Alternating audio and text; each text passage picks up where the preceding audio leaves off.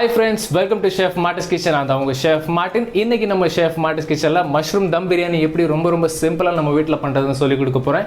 And அது மட்டும் கிடையாது, இதே வீடியோவில் இந்த மஷ்ரூம் எப்படி ப்ராப்பராக வாஷ் பண்ணுறது, இந்த மண் இல்லாமல் எப்படி வாஷ் பண்ணுறதுன்னு அதுவும் உங்களுக்கு தெளிவாக சொல்லித்தரேன். அண்ட் நிறைய பேர் டவுட்ஸ் கேட்டிருக்கீங்க, இந்த பிரியாணி ஹோட்டலில் பண்ணுற அந்த டேஸ்டியாக நம்ம வீட்டில் பண்ணால் சரியாக வரமாட்டேக்கு அப்படின்னு.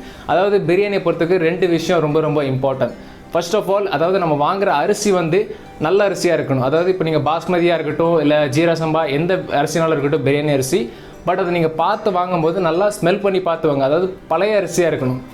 பழைய அரிசி, அதாவது நிறைய அரிசி பார்த்திங்கன்னா பாலிஷ் பண்ணியிருக்கும், அதில் நல்ல ஒரு ஃப்ளேவர் நம்மளுக்கு சரியாக கிடைக்காது. ஸோ நல்லா பழைய அரிசியாக இருந்ததுன்னா நமக்கு ஃப்ளேவர் சூப்பராக இருக்கும். அது ஃபஸ்ட். ரெண்டாவது பார்த்திங்கன்னா மசாலா. இப்போ ஒரு கிலோ நம்ம பிரியாணி பண்ணுறோம் அப்படின்னா அதுக்கு எவ்வளோ மசாலா தேவையோ அதை மட்டும்தான் ஆட் பண்ணணும். நம்ம அதுக்கு அதிகமாக ஆட் பண்ணோம் இல்லை கம்மியாக ஆட் பண்ணோம், நமக்கு டேஸ்ட் சேஞ்ச் ஆகிறதுக்கு அதிகமாக சான்சஸ் இருக்குது. ஸோ எவ்வளோ அளவோ அதுக்கு தகுந்த மாதிரி நீங்கள் போட்டிங்கன்னா பிரியாணி ரொம்ப பர்ஃபெக்டாக நம்ம வீட்டில் பண்ணிடலாம். இப்போ இந்த பிரியாணிக்கு தேவையான பொருட்கள் என்னென்னு பார்த்துடலாம். மஷ்ரூம் பிரியாணிக்கு தேவையான பொருட்கள்: பாஸ்மதி அரிசி 400 கிராம், மஷ்ரூம் 250 கிராம், வெங்காயம் 200 கிராம், தக்காளி 200 கிராம், இஞ்சி பூண்டு விழுது 2 டேபிள் ஸ்பூன், புதினா அரைக்கட்டு, கொத்தமல்லி தழை அரைக்கட்டு, தயிர் 100 கிராம், மிளகாய்த்தூள் 1 டேபிள் ஸ்பூன், மல்லித்தூள் 1 table spoon, garam masala 1 teaspoon, மஞ்சள் தூள் 1 டீஸ்பூன், சீரகம் 1 டீஸ்பூன், பெருஞ்சீரகம் 1 டீஸ்பூன், பட்டை வகைகள் தேவையான அளவு, நெய் 2 டேபிள் ஸ்பூன், எண்ணெய் 100 ml. ஃபஸ்ட்டு பார்த்தீங்கன்னா ஒரு பேக்கெட்டில் நான் மஷ்ரூம் வாங்கி வச்சுருக்கேன். இது கிட்டத்தட்ட 250 கிராம் இருக்குது. இதை ஃபஸ்ட் நம்ம நல்லா வாஷ் பண்ண போகிறோம். இதை வாஷ் பண்ணக்கூடிய மெத்தட் பார்த்தீங்கன்னா இதெல்லாம் மைதா போட்டு வாஷ் பண்ணுவோம். ஆக்சுவலி இதான் ஹோட்டலில் ஃபாலோ பண்ணுற மெத்தட். அதாவது இந்த மைதா போட்டு வாஷ் பண்ணால் தான் நம்மளுக்கு இந்த மண் கொஞ்சம் கூட இல்லாமல் நமக்கு க்ளீனாக இந்த மஷ்ரூம் ஆகும். ஓகேவா? மைதா 1 டேபிள் ஸ்பூன் ஆட் பண்ணதுக்கப்புறம் இதை நல்லா மிக்ஸ் பண்ணுங்கள். மிக்ஸ் பண்ணதுக்கப்புறம் இதை நம்ம ரூம் டெம்பரேச்சர் வாட்டர், நார்மலான ஒரு பச்சை தண்ணியை இதில் ஊற்றணும். தண்ணி ஊற்றுனதுக்கப்புறம் நல்லா இந்த மாதிரி கையை வச்சு இந்த மாதிரி அலசிக்கோங்க. அலசினதுக்கப்புறம் இந்த மண்ணானது ஆட்டோமேட்டிக்காக தூர போயிடும். ஓகேவா? இதை இப்போ நல்லா இன்னொரு பவுலில் ஸ்ட்ரெயின் பண்ணி வச்சுட்டு, அடுத்தது ஒரு நார்மல் வாட்டரில் கூட ஒரு 2 டைம் நம்ம வாஷ் பண்ணால் இந்த மஷ்ரூம் கம்ப்ளீட்டாக க்ளீன் ஆயிரும். இப்போ இதை நல்ல தண்ணியிலையும் நம்ம இன்னொரு தடவை வாஷ் பண்ணிடுவோம். வாஷ் பண்ணதுக்கப்புறம் இந்த மஷ்ரூமை பார்த்தீங்களா, இப்போ மண்ணே இல்லாமல் நல்லா சூப்பராக க்ளீன் ஆகிட்டு, அவ்வளோதான். இப்போ இதையும் நம்ம ஸ்ட்ரெயின் பண்ணி நம்மளுக்கு என்ன ஷேப்பில் வேணுமோ அது மாதிரி நம்ம கட் பண்ணி வச்சுக்கலாம்.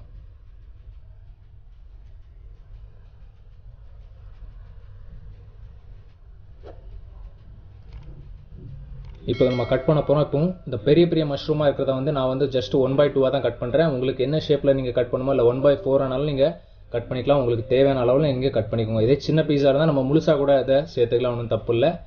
இப்போ இந்த மஷ்ரூம் நம்ம கட் பண்ணியாச்சு. இப்போ அடுத்தது பிரியாணி ரெடி பண்ணிடலாம். பிரியாணி ரெடி பண்ணுறதுக்காக ஃபஸ்ட்டு ஒரு 80 ml மட்டும் எண்ணெய் ஆட் பண்ணிக்கலாம். எண்ணெய் நல்லா சூடானதுக்கப்புறம் இதில் பட்டை வகைகள் ஆட் பண்ணிடலாம். 2 பிரியாணி இலை, 2 பட்டை, ஒரு 4 ஏலக்காய், ஒரு 5 கிராம்பு, கல்பாசி, கொஞ்சமாக கல்பாசி. அதுக்கப்புறம் பார்த்தீங்கன்னா இதில் பெருஞ்சீரகம் ஒரே 1 டீஸ்பூன், 1 டீஸ்பூன் சின்ன சீரகம். இந்த பொருட்கள் ஃபுல்லும் நல்லா வதங்கினதுக்கப்புறம் இதில் நம்ம வெங்காயம் ஆட் பண்ணிடலாம். நல்லா ஸ்லைஸ் பண்ணி வச்சுருக்கிற வெங்காயம் 200 கிராம் மட்டும். இன்றைக்கி நம்ம 400 கிராம் அரிசியில் தான் நம்ம பிரியாணி பண்ண போகிறோம், அந்த mushroom biryani. So 400 gram mushroom பிரியாணிக்கு 200 கிராம் வெங்காயம் நமக்கு போதுமானது. இந்த வெங்காயம் ஒரு 80% இதை வதக்கினாலே போதும். நமக்கு நல்லா ஃபுல்லாக கோல்டன் ப்ரௌன் கலரில் வரணும் அப்படின்லாம் ஒன்றும் தேவையில்லை. ஜஸ்ட் ஒரு 80 கிராம் மட்டும் இதை வதக்கி எடுத்துடலாம்.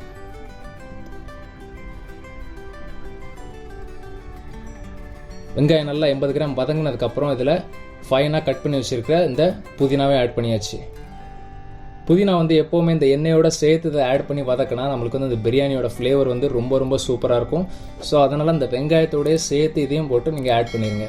இப்போ அடுத்தது பார்த்தீங்கன்னா இதில் நம்ம 2 டேபிள் ஸ்பூன் மட்டும் இஞ்சி பூண்டு விழுது ஆட் பண்ணிடலாம். இஞ்சி பூண்டு போட்டதுக்கப்புறம் இதை ஒரு 30 செகண்ட் மட்டும் வதக்கினா போதும். எப்போவுமே பிரியாணிக்கு இஞ்சி பூண்டோட அளவு பார்த்தீங்கன்னா இஞ்சோட அளவு கூட இருக்கும், பூண்டோட அளவு கம்மியாக இருக்கும். ஓகேவா? இப்போ ஒரு 30% இந்த இதை வதக்கினதுக்கப்புறம் இதில் நம்ம தக்காளி ஆட் பண்ணிடலாம். தக்காளியும் பார்த்தீங்கன்னா இன்றைக்கி 200 கிராம் தான் ஆட் பண்ணியிருக்கேன். ஸோ இந்த மஷ்ரூம் பிரியாணிக்கு 200 கிராம் வெங்காயம், 200 கிராம் தக்காளி.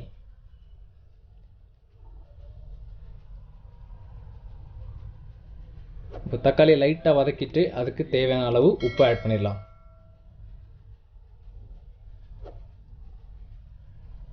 இப்போ இதை நல்லா குக் ஆகட்டும். குக் ஆகிற டைமில் நம்ம சைடு பை சைடு பார்த்தீங்கன்னா அரிசிக்கு தேவையான அந்த தண்ணியை வந்து நம்ம சூடு பண்ண போகிறோம்.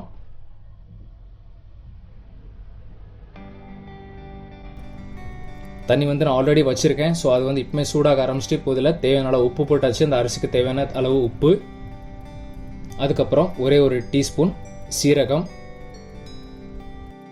கொஞ்சமாக புதினா. அதாவது இப்போ நம்ம இந்த சீரகம் அந்த புதினா அதெல்லாம் போடுறது வந்து இந்த ரைஸ்க்கு வந்து கூட கொஞ்சம் எக்ஸ்ட்ராவாக நமக்கு ஃப்ளேவர் கிடைக்கும். ஸோ அதனால் அதை ஆட் பண்ணுறோம். ஒரே ஒரு பிரியாணி இலை, அதுக்கப்புறம் பார்த்தீங்கன்னா 1 டேபிள் ஸ்பூன் நெய் இதில் ஆட் பண்ணிடலாம்.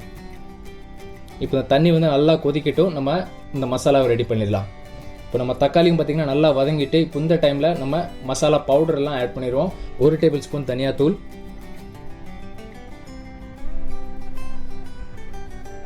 1 டேபிள் ஸ்பூன் மிளகாய்த்தூள். மிளகாய்த்தூள் வந்து உங்களுக்கு காரத்துக்கு தகுந்த மாதிரி நீங்கள் வந்து ஆட் பண்ணிக்கலாம். அதுக்கப்புறம் பார்த்தீங்கன்னா இதில் 1/4 டீஸ்பூன் மட்டும் மஞ்சள் தூள் ஆட் பண்ணிப்போம். ஒரே ஒரு டீஸ்பூன் மட்டும் கரம் மசாலா. கரம் மசாலா வந்து நான் வந்து இன்னைக்கு ஹோம்மேட் கரம் மசாலா ஆட் பண்ணியிருக்கேன். நீங்கள் ரெடிமேட்னாலும் யூஸ் பண்ணலாம், இல்லாட்டி ஹோம்மேட்னாலும் யூஸ் பண்ணலாம். ஹோம்மேட்லன்னு பார்த்தீங்கன்னா உங்களுக்கு பட்டை, கிராம்பு, ஏலக்காய் இதை நல்லா வறுத்து அரைச்சி சேர்த்துக்கிட்டிங்கனாலும் நல்ல ஒரு ஃப்ளேவர் கிடைக்கும். இப்போ இந்த மசாலா ஆட் பண்ணதுக்கப்புறம் ஒரு 30 செகண்ட் மட்டும் இதை நல்லா வதக்குனதுக்கப்புறம் இதில் தயிர் சேர்த்துக்கலாம்.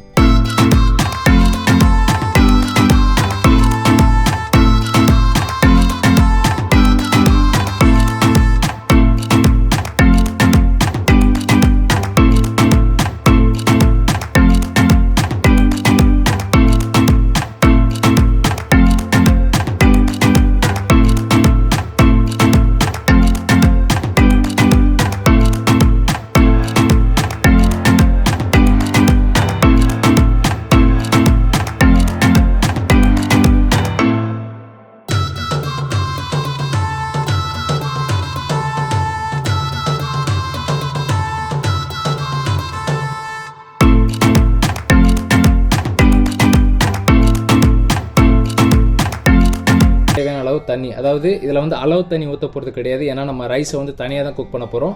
ஸோ இந்த மஷ்ரூம் குக் ஆகிறதுக்கு தகுந்த மாதிரி நீங்கள் கொஞ்சம் மட்டும் தண்ணி ஆட் பண்ணால் போதும். ஒரு அரை கிளாஸ் மட்டும் தான் தண்ணி ஆட் பண்ணியிருக்கேன் அந்த மஷ்ரூம் குக் ஆகிற அளவுக்கு. இது குக் ஆகிற டைமில் நம்ம ரைஸையும் குக் பண்ணிடுவோம். தண்ணி பார்த்திங்கன்னா நல்லா கொதிக்க ஆரம்பிச்சுட்டு ஒரு பக்கம் மஷ்ரூம் குக் ஆகிக்கிட்டு இருக்கு. ஸோ இப்போ நம்ம ரைஸை போட்டுடலாம். ரைஸ் பார்த்தீங்கன்னா நான் வந்து ஆல்ரெடி இதை ஒரு அரை மணி நேரம் நல்லா ஊற வச்சுருக்கேன், வாஷ் பண்ணி. ஸோ இப்போ நம்ம வந்து ஊற வச்சு இந்த அரிசியை வந்து நம்ம வேக வச்சோம் அப்படின்னு பார்த்தீங்கன்னா நம்மளுக்கு சீக்கிரமாக இது வந்து குக் ஆயிரும். ஸோ அதனால் நீங்கள் ஊற வச்சு இதை வேக வச்சிங்கன்னா அது சூப்பராக இருக்கும்.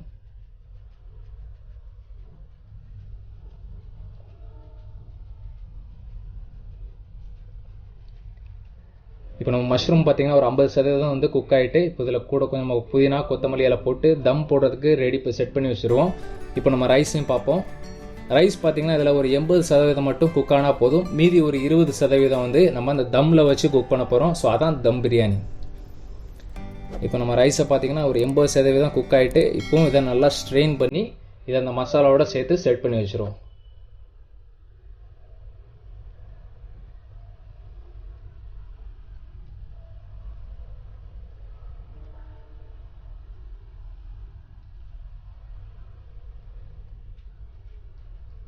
இப்போ இந்த ரைஸ் அப்போ நம்ம நல்லா ஸ்ட்ரெயின் பண்ணி போட்டாச்சு. இப்போ இதுக்கு மேலே நீங்கள் கொஞ்சம் கொத்தமல்லி புதினா ஆட் பண்ணிடலாம். ஃப்ரெஷ்ஷாக கட் பண்ணி வச்சுருக்க கொத்தமல்லி புதினா உங்களுக்கு எவ்வளோ தேவையோ நீங்கள் அவ்வளோ ஆட் பண்ணிக்கோங்க. அதுக்கப்புறம் பார்த்தீங்கன்னா இதில் நான் வந்து குங்குமப்பூ வந்து பாலில் மிக்ஸ் பண்ணி வச்சுருக்கேன். ஸோ அதையும் நான் சேர்க்குறேன். இது வந்து ஜஸ்ட் ஆப்ஷனல், உங்களுக்கு தேவைன்னா நீங்கள் ஆட் பண்ணிக்கலாம். அப்படி உங்கள் வீட்டில் குங்குமப்பூ இருக்குது, உங்களால் ஆட் பண்ண முடியும்னா நீங்கள் ஆட் பண்ணுங்கள், இல்லாட்டி வேண்டாம், ஒன்றும் தப்பு இல்லை.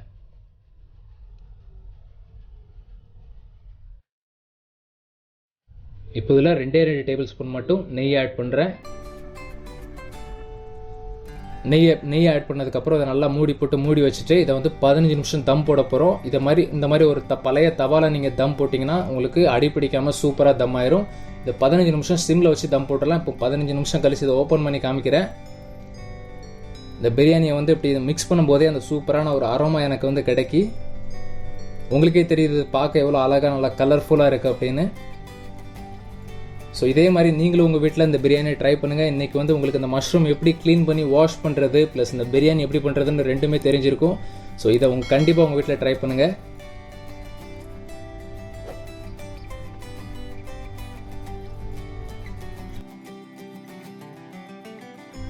சுவையான மஷ்ரூம் தம் பிரியாணி ரெடி. ஃப்ரெண்ட்ஸ், இப்போ உங்களுக்கு தெரிஞ்சிருக்கும் இந்த மஷ்ரூம் பிரியாணி எப்படி நம்ம வீட்டில் ரொம்ப சிம்பிளாக பண்ணுறதுன்னா. ஸோ கண்டிப்பாக அதை வீட்டில் ட்ரை பண்ணிவிட்டு மறக்காமல் உங்களோட ஃபீட்பேக்கை நமக்கு தெரியப்படுத்துங்க. இந்த வீடியோ உங்களுக்கு பிடிச்சிருந்தா வீடியோ லைக் பண்ணுங்கள், ஷேர் பண்ணுங்கள். இன்றைக்கி தான் நம்ம சேனலுக்கு நீங்கள் ஃபஸ்ட் டைம் வந்திருக்கீங்கன்னா நம்ம சேனலை சப்ஸ்கிரைப் பண்ணிவிட்டு பக்கத்தில் இருக்கிற பெல் ஐக்கனையும் கிளிக் பண்ணுங்கள். மீண்டும் அடுத்த ஒரு சூப்பரான வீடியோவில் சந்திக்கும் வரை உங்களிடமிருந்து விடைபெறுவது ஷெஃப் மார்ட்டின்.